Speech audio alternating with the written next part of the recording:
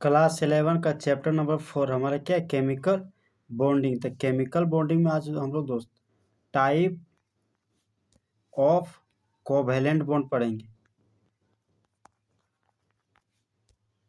Covalent bond का type.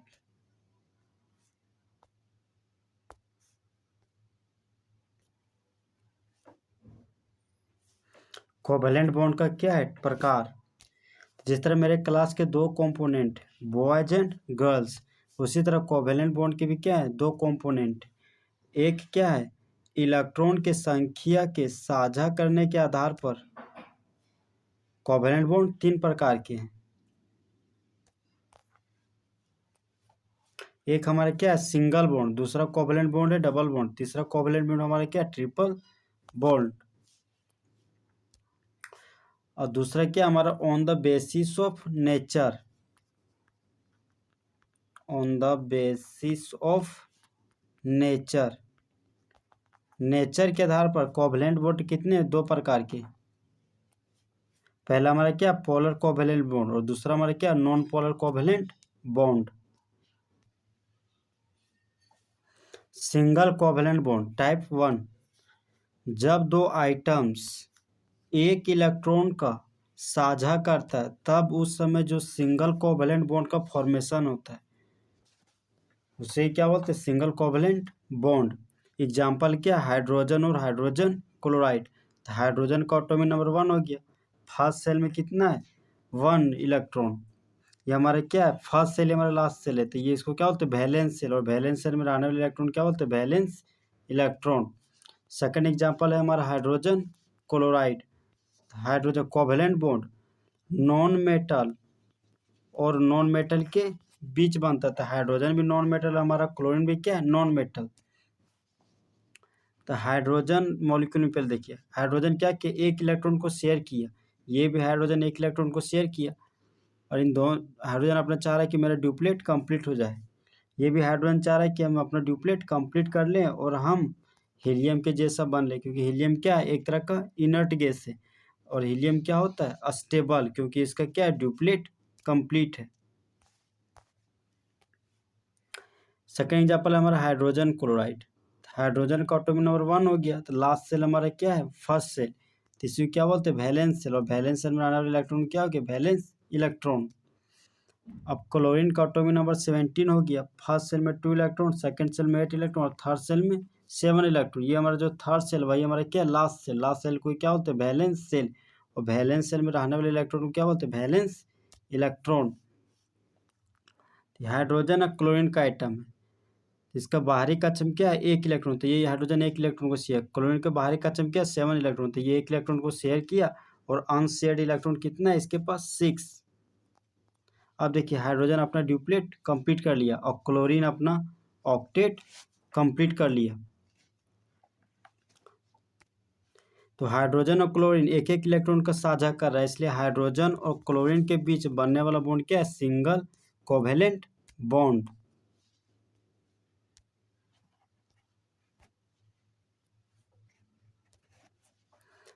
जब दो आइटम दो इलेक्ट्रॉन का साझा करता है तो उस समय जो बॉन्ड का फॉर्म होता है उस बॉन्ड का नाम क्या है? Covalent bond. और कोवैलेंट बॉन्ड हम लोग जानते हैं नॉन मेटल और नॉन मेटल के बीच बनता है। ऑक्सीजन भी क्या है हमारा? Non metal. और सेकेंड ऑक्सीजन भी हमारा क्या है? Non metal. तो ऑक्सीजन ऑक्सीजन के बीच बनने वाला बॉन्ड को क्या बोलते हैं? Covalent bond. तो ऑक्सीजन का एटॉमिक नंबर कितना है? 8। फर्स्ट सेल में 2 इलेक्ट्रॉन, सेकंड सेल में 6 इलेक्ट्रॉन। ये ऑक्सीजन चाह रहा है कि कहीं से हमको 2 इलेक्ट्रॉन मिलता और मेरा ऑक्टेट कंप्लीट हो जाता। तो ऑक्सीजन है ऑक्सीजन, तो ऑक्सीजन ये ऑक्सीजन क्या किया? 2 इलेक्ट्रॉन को शेयर किया, क्योंकि इसको 2 इलेक्ट्रॉन का रिक्वायरमेंट है। तो अनशेयर्ड इलेक्ट्रॉन कितना हो गया? 4। ये भी ऑक्सीजन 2 इलेक्ट्रॉन को शेयर किया और अनशेयर्ड इलेक्ट्रॉन इसके पास क्या हो गया? 4। ये हो गया हमारा अनशेयर्ड पेयर ऑफ इलेक्ट्रॉन। ये भी क्या हो गया? Unshared pair of electron. अब ऑक्सीजन देखिए, ये ऑक्सीजन अपना ऑक्टेट कंप्लीट किया, ये भी ऑक्सीजन अपना ऑक्टेट कंप्लीट किया। यहाँ पर 2 इलेक्ट्रॉन का साझा हुआ, इसलिए यहाँ पर सिंगल बॉन्ड का फॉर्मेशन। यहाँ भी 2 इलेक्ट्रॉन का साझा हो गया, इसलिए यहाँ पर सिंगल बॉन्ड का फॉर्मेशन हुआ। इसलिए ऑक्सीजन ऑक्सीजन के बीच कैसा बॉन्ड बन रहा है? डबल कोवैलेंट बॉन्ड का फॉर्मेशन हो रहा है।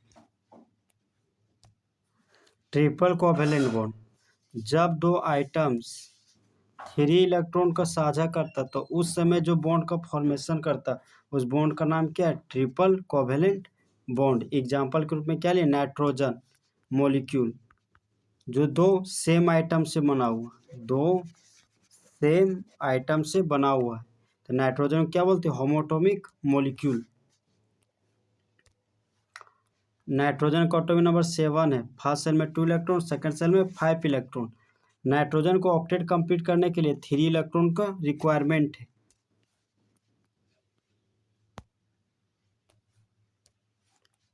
तो नाइट्रोजन है, ये भी हमारा नाइट्रोजन आइटम, इसको 3 इलेक्ट्रॉन का जरूरत है, इसलिए 3 इलेक्ट्रॉन क्या किया? शेयर किया। ये इसको भी 3 इलेक्ट्रॉन का जरूरत है, इसलिए ये भी 3 इलेक्ट्रॉन का शेयर किया। और अनशेयर्ड इलेक्ट्रॉन कितना है? एक लोन पेयर। अनशेयर्ड इलेक्ट्रॉन हमारा 2 है, तो 2 का पेयर क्या हो गया? एक लोन पेयर। इस नाइट्रोजन का अपना ऑक्टेट कंप्लीट हो गया, इस भी नाइट्रोजन का अपना ऑक्टेट क्या हो गया? कंप्लीट हो गया। इस तरह से हमारे दोनों इलेक्ट्रॉन का क्या हो गया? Octet complete. इस तरह ये दोनों का दोनों क्या हो गया? स्टेबल। तो नाइट्रोजन और नाइट्रोजन के बीच 3 इलेक्ट्रॉन का शेयरिंग हुआ, तो 2 इलेक्ट्रॉन को मिलकर एक बॉन्ड का फॉर्मेशन कर, दोनों इलेक्ट्रॉन मिलकर एक बॉन्ड का फॉर्मेशन किया, दोनों इलेक्ट्रॉन मिलकर एक बॉन्ड का फॉर्मेशन किया। नाइट्रोजन नाइट्रोजन के बीच ट्रिपल कोवैलेंट बॉन्ड का फॉर्मेशन होता है।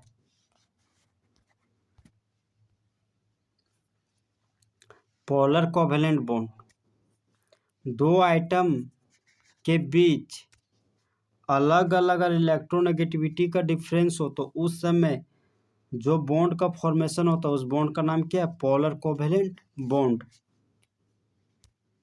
हाइड्रोजन का एटॉमिक नंबर 1 है, फर्स्ट सेल में 1 इलेक्ट्रॉन है, यही हमारा क्या हो गया? सबसे लास्ट सेल। तो लास्ट सेल क्या होता है? Valence shell. और वैलेंस सेल में रहने वाले इलेक्ट्रॉन क्या हो गया? Valence electron. तो वैलेंस इलेक्ट्रॉन हमारा क्या हो गया? 1। क्लोरीन का एटॉमिक नंबर 17 है, फर्स्ट सेल में 2 इलेक्ट्रॉन, सेकंड सेल में 8 इलेक्ट्रॉन, थर्ड सेल में 7 इलेक्ट्रॉन। ये हमारा लास्ट सेल है, लास्ट सेल को क्या बोलते हैं? Valence shell. और वैलेंस सेल में रहने वाले इलेक्ट्रॉन को वैलेंस इलेक्ट्रॉन। ये हाइड्रोजन, ये क्लोरीन, हाइड्रोजन एक इलेक्ट्रॉन शेयर किया, क्लोरीन भी एक इलेक्ट्रॉन शेयर किया, तो अनशेयर्ड इलेक्ट्रॉन इसके पास क्या है?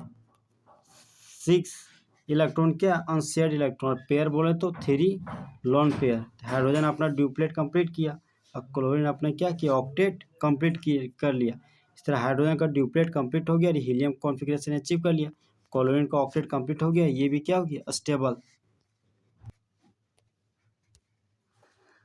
हाइड्रोजन का इलेक्ट्रोनेगेटिविटी वैल्यू कितना होता है? 2.1। और क्लोरीन का इलेक्ट्रोनेगेटिविटी वैल्यू होता है 3। तो ये हाइड्रोजन और ये क्लोरीन का आइटम है, इसका इलेक्ट्रोनेगेटिविटी वैल्यू 2.1, इसका 3 है। क्लोरीन का इलेक्ट्रोनेगेटिविटी वैल्यू ज़्यादा है। हाइड्रोजन के शेयर किए गए इलेक्ट्रॉन को क्लोरीन क्या करता है? पुल कर लेता है।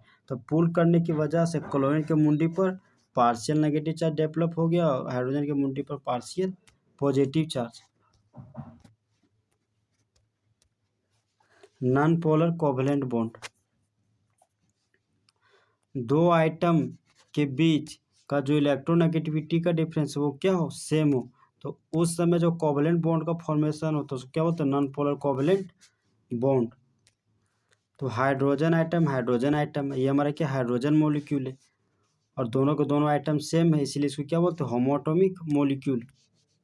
तो हाइड्रोजन का इलेक्ट्रोनेगेटिविटी का वैल्यू 2.1 है, हाइड्रोजन का इलेक्ट्रोनेगेटिविटी वैल्यू क्या है? 2.1। तो शेयर किए गए इलेक्ट्रॉन पर दोनों तरफ 2.1 वैल्यू से क्या कर रहा है? पुल और पुश किया जा रहा है, इसलिए ना तो इलेक्ट्रॉन का यहाँ पे गेन होता है ना इलेक्ट्रॉन को लूज होता है, इसलिए ये हमारा क्या है? Non polar covalent bond. इसका मुंडी पर ना पॉजिटिव चार्ज डेवलप होता है ना तो नेगेटिव चार्ज।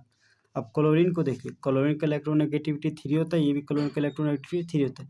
तो इलेक्ट्रोनेगेटिविटी का वैल्यू सेम होने की वजह से शेयर्ड इलेक्ट्रॉन को ना तो राइट वाला क्लोरीन पुल करता है ना तो लेफ्ट वाला क्लोरीन पुल करता है, जिसकी वजह से ना इसके मुंडे पर positive charge partial positive charge develop होता है ना ही पार्शियल नेगेटिव चार्ज डेवलप होता है।